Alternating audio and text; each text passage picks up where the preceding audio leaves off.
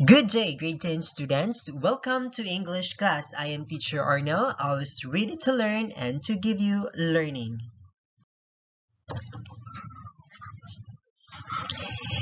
In this lesson, you will get to read a literary piece or watch the short video entitled Footnote to Youth by Jose Garcia Villa, which talks about love and how the couple's decision has turned their lives upside down. I want you to pay attention and analyze the rules of the characters as depicted in the short story. Let's watch this video.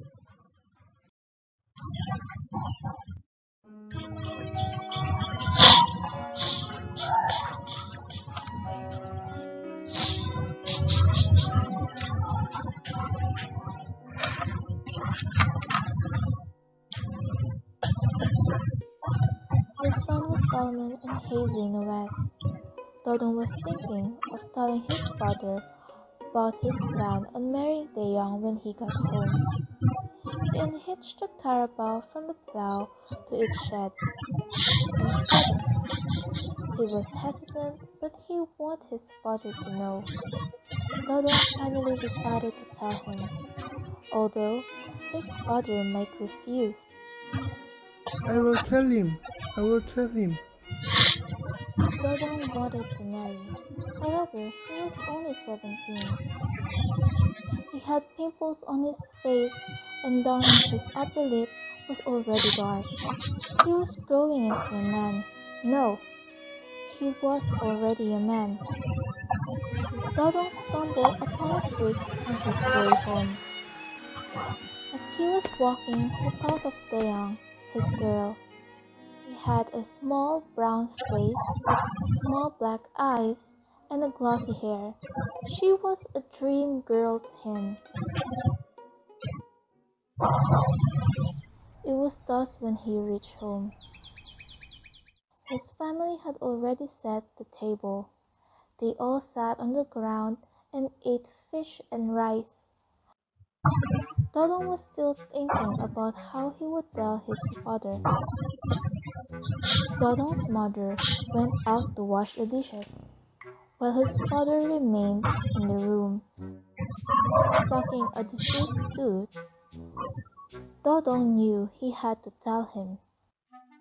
I am going to marry Taeyang. His father looked at him silently and stopped sucking the broken tooth. The silence became more intense and cruel, and Dodon wished his father would just suck that troublesome tooth again. His father was just looking at him, without saying anything. I will marry Taeyang. I will marry Taeyang. His father just kept gazing at him silently, and Dodon fidgeted on his seat. I asked her last night to marry me, and she said, yes. I want your permission. I want it. You are very young, Dodong. I'm 17. That's very young to get married at. I want to marry. Thanks, good girl. Tell your mother, Dodong. You will let me marry Taeyang. Son, if that's your wish, of course. Dodon stood in the sweltering noon heat, sweating profusely. He was still as a tree, and his thoughts were confused. Taeyang was giving birth on their first child. Dodon was hearing Taeyang's scream that chilled his blood. He did not want her to scream like that. He figured that in a few moments he would be a father. I would be a father. He was young, he realized now.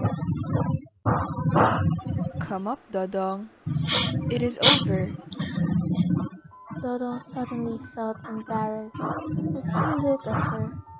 He dropped his eyes and pretended to dust dirt of his shorts. Dodong, Dodong, Dodong, it's a boy. Dodong felt more embarrassed and did not move. His parents' eyes seemed to pierce through him, and he felt limp. He wanted to hide, and he wanted to run away. Dodong, you come up. You come up. Dodong did not want to come up and stay to the sun. Dodong, Dodong, I'll come up. Taeyang was sound asleep on the patag with her black hair around her face. Dodong wanted to touch her, but he felt that feeling of embarrassment once again. He heard a thin voice, and it pierced him queerly. He was happy. Give him to me. You give him to me. Blas was not Dodong's only child. Many more children came. For 6 years, a new child came along. Dodong did not want any more children, but they came. It seems like it could not be helped. Dodong got angry with himself sometimes. Taeyang did not complain, but the bearing of the child told on her. She was shapeless and thin. Now, even if she was young. There was so much work to be done. Cooking, laundering, the house, the children. She cried sometimes, wishing she had not married. Although she did not tell Dodong this, not wishing him to dislike her. One night, as Dodong lay beside his wife, he rose and went out of the house. He stood in the moonlight, tired and querulously. He was wondering why life did not fulfill all the youth dreams, why it was forsaken after love. Dodong would not find the answer. Maybe the question was not to be answered. It must be so to make youth. Youth, a youth, must be dreamfully sweet. Dodong returned to the house, humiliated by himself. When Blas was 18, he came home one night, very flustered and happy. It was late at night, and Dodong heard Blas' steps. Blas, you better go to sleep. It's late. Tay, Yes, anak? I'm going to marry Tona. She accepted me tonight. I love Tona, and I want her.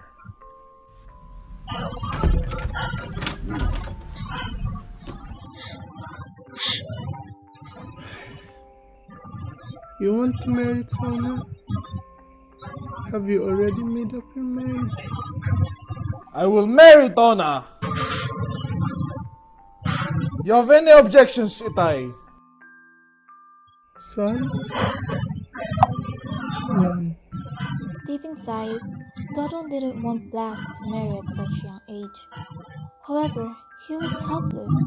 He couldn't do anything. Youth must be triumph now. Love must be triumph now. Afterward, it will be life. As long ago, youth and love will triumph for Dodong. And then life. Dodong looked wistfully at his son in the moonlight. He felt extremely sad and sorry for him.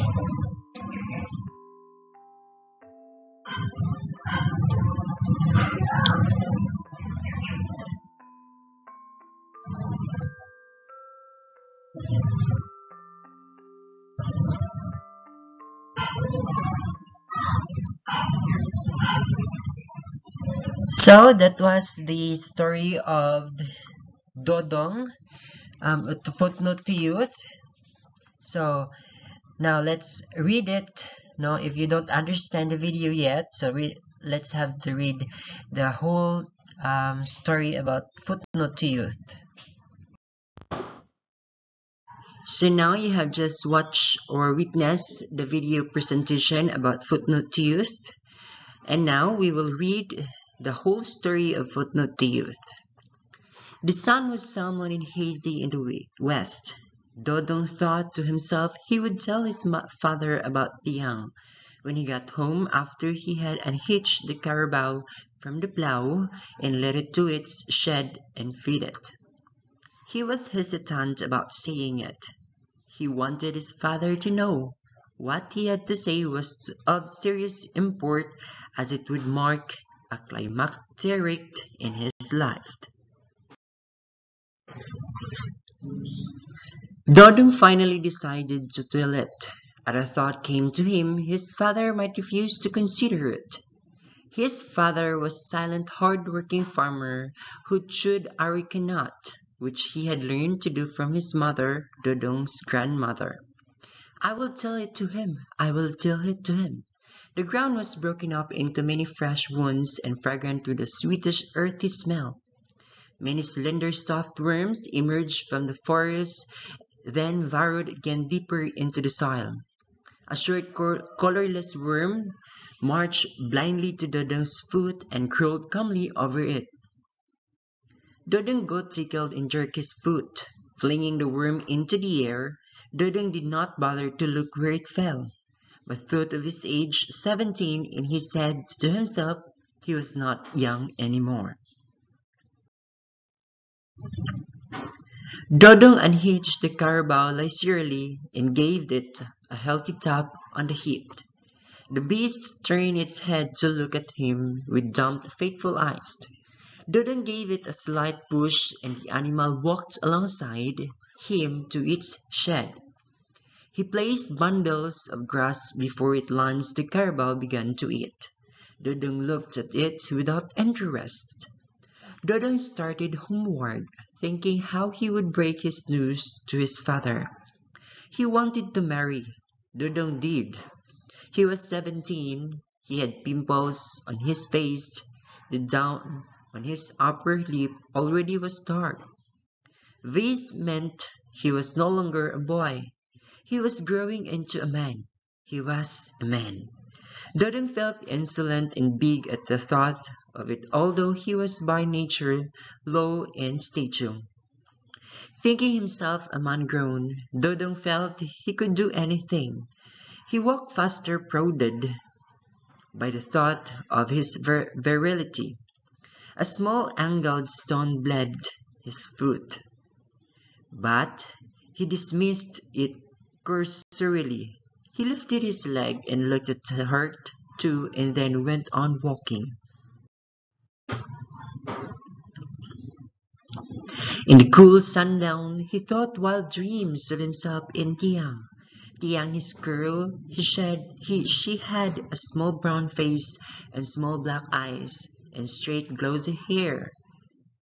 How desirable she was to him. She made him dream even during the day. Dodong tensed with desire and looked at the muscles of his arms. Dirty. This field work was healthy, invigorating, but it begrimed you, smudged you terribly. He turned back the way he had come. When he marched obliquely to a creek, Dodong stripped himself and laid his clothes, a grey undershirt and red Candyman shorts, on the grass. Then he went into the water, wet his body over, and rubbed at it vigorously. He was not long in bathing. Then he marched homeward again. The bath made him feel cool. It was dusk when he reached home. The petroleum lamp on the ceiling already was lighted, and the low and varnished square table was set for supper. His parents and he sat down on the floor around the table to eat. They had fried freshwater fish, rice, bananas, and cake sugar. Dodong ate fish and rice, but did not partake of the fruit. The bananas were overripe, and when one held them, they felt more fluid than solid. Dodong broke off the piece of the cake sugar, dipped it in his glass of water, and ate it.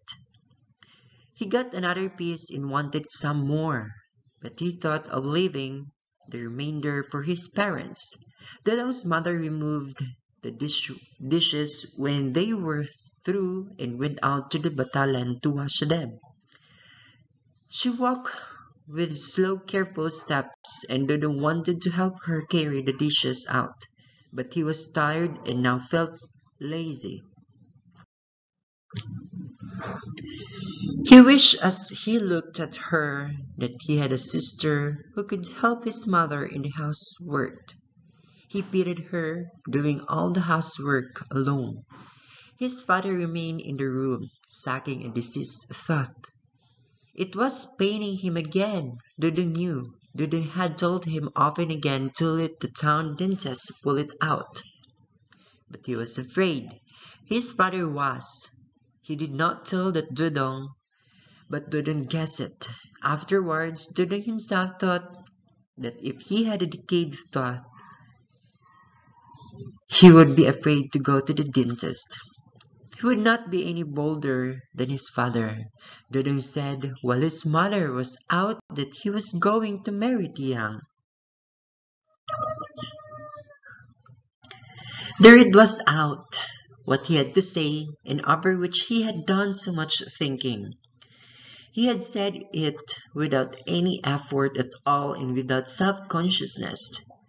Dodong felt relieved and looked at his father expectantly. At a crescent moon outside shed its feeble light into the window, graying the still black temples of his father. His father looked old now. "I am going to marry Tiang," Dodong said. His father looked at him silently and stopped sucking the broken tooth. The silence became intense and cruel, and Dodong wished his father would suck that troublous tooth again. Dodong was uncomfortable and then became angry because his father kept looking at him without uttering anything. "I will marry Tiang," Dodong repeated. "I will marry Tiang." His father kept gazing at him in flexible silence, and Dodong fidgeted on his seat. "I asked her last night to marry me and she said yes. I want your permission.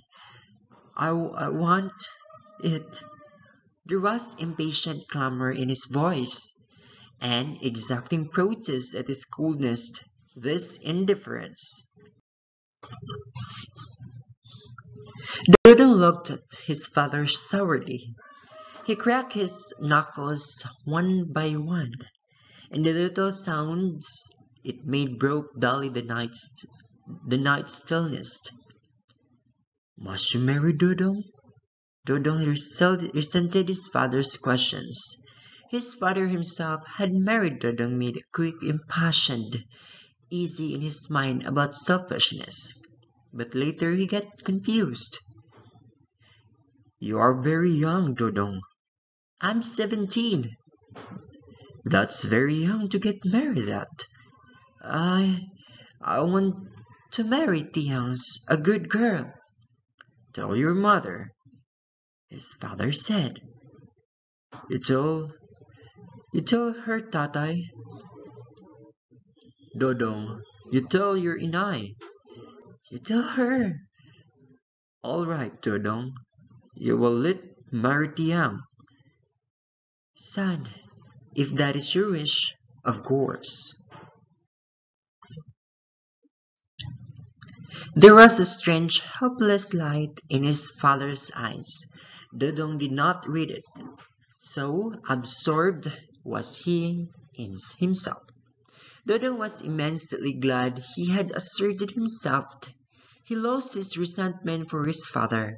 For a while, he even felt sorry for himself, for him about the deceased tooth. Then he confined his mind to dreaming of the young in himself. Sweet young dream. Dodong stood in a sweltering noon heat, sweating profusely so that his camiseta was damp. He was still as a tree and his thoughts were confused. His mother had told him not to leave the house, but he had left. He had wanted to get out of it without clear reason at all. He was afraid. He felt afraid of the house. It had seemed to cage him, to compare his thoughts with severe tyranny, afraid also of the young. The young was giving birth in the house. She gave screams that chilled his blood. He did not want her to scream like that. He seemed to be provoking him. He began to wonder madly if the process of childbirth was really painful. Some women, when they give birth, did not cry. In a few moments, he would be a father. Father, father. He whispered the word with awe, with sternness. He was young. He realized now, contradicting himself of 9 months comfortable. Your son, people would soon be telling him. Your son, Dodong. Dodong felt tired standing. He sat down on a sawhorse with his feet close together. He looked at his callous toes. Suppose he had 10 children. What made him think that? What was the matter with him? God! He heard his mother's voice from the house. Come up, Dodong. It is over. Suddenly he felt terribly embarrassed as he looked at her. Somehow he was ashamed to his mother of his youthful paternity. It made him feel guilty, as if he had taken something not properly his. He dropped his eyes, pretended that the dust dirt off his condiment shorts. Dodong? His mother called him. Dodong. He turned to look again and this time saw his father beside his mother. It's a boy, his father said. He beckoned Dodong to come up. Dodong felt more embarrassed and did not move. What a moment for him! His parents' eyes seemed to pierce him through and felt limped. He wanted to hide from them, to run away. Dodong, you come up. You come up, his mother said. Dodong did not want to come up and stayed in the sun. Dodong, Dodong, I'll come up. Dodong traced tremulous steps on the dry parched yard. He ascended the bamboo steps slowly. His heart pounded mercilessly in him. Within, he avoided his parents' eyes. He walked ahead of them so that they should not see his face. He felt guilty and untrue. He felt like crying. His eyes smarted and his chest wanted to burst. He wanted to turn back, to go back to the yard. He wanted somebody to punish him. His father thrust his hand in his and gripped it gently. Son, his father said, and his mother, Dodong. How kind were their voices! They flowed into him, making him strong. The young, Dodong said, she's sleeping. But you go on, his father led him into the small sawali room. Dodong saw Tiang, his girl wife, asleep on the papag, with her black hair soft around her face. He did not want her to look at that pale. Dodong wanted to touch her, to push away that stray wisp of hair that touched her lips. But again that feeling of embarrassment came over him, and before his fathers he did not want to be demonstrative. The hilot was wrapping the child. Dodong heard it cry. The thin voice pierced him queerly. He could not control the swelling of happiness in him. He gave him to me. He gave him to me, Dodong said. Blas was Dodong's only child. Many more children came. For 6 successive years, a new child came along. Dodong did not want any more children, but they came. It seemed the coming of children could not be helped. Dodong got angry with himself sometimes. Tiang did not complain, but the bearing of children told on her. She was shapeless and thin now, even if she was young. There was interminable work to be done. Cooking, laundering, the house, the children. She cried sometimes, wishing she had not married. She did not tell Dodong this, not wishing him to dislike her.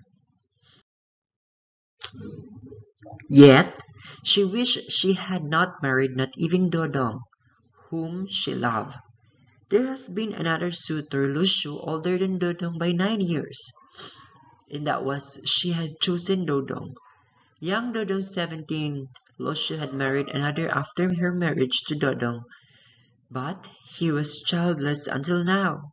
She wondered if she had married Lucio, would she have borne him children? Maybe not either. That was a better lot. But she loved Dodong, Dodong whom life had made ugly. One night, as he lay beside his wife, he rose and went out of the house. He stood in the moonlight, tried and querulous. He wanted to ask questions and somebody to answer him. He wanted to be wise about many things. One of them was why life did not fulfill all his youth's dream. Why it must be so, why one was forsaken. After love, Dodong would not find the answer. Maybe the question was not to be answered. It must be so to make youth. Youth must be dreamfully sweet, dreamfully sweet. Dodong returned to the house humiliated by himself. He had wanted to know a little wisdom but was denied it. When Blas was 18, he came home one night very flustered and happy. It was late at night and Tiang and the other children were asleep. Dodong heard Blas' steps, for he could not sleep well of nights. He watched Blas undress in the dark and lie down softly. Blas was restless on his mat and could not sleep. Dodong could him name and asked why he did not sleep. Blas said he could not sleep. You better go to sleep. Sleep, it is late, Dodong said. Blas raised himself on his elbow and muttered something in a low fluttering voice. Dodong did not answer and tried to sleep. Itay, Blas called softly. Dodong stirred and asked him what it was. I'm going to marry Tona. She accepted me tonight. Dodong lay on the red pillow without moving. Itay, you think it over? Dodong lay silently. I love Tuna and I want her. Dodong rose from his mat and told Blas to follow. They descended to the yard, where everything was still and quiet. The moonlight was gold and white. You want to marry Tuna? Dodong said. He did not want Blas to marry yet. Blas was very young. The life that would follow marriage would be hard. Yes. Must you marry? Blas' voice stilled in resentment. I will marry Tuna. Dodong kept silent, hurt. You had an objection, Tai? Blas asked acridely. Son, none. But truly, God, I don't want Blas to marry yet, not yet. I don't want Blas to marry yet. But he was helpless.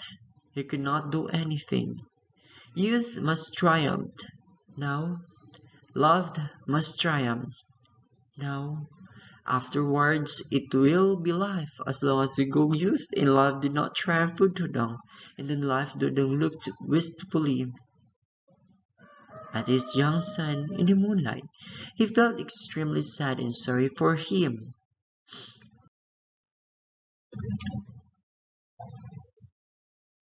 So, that was the end of the story of the Footnotes to Youth by Jose Garcia Villa.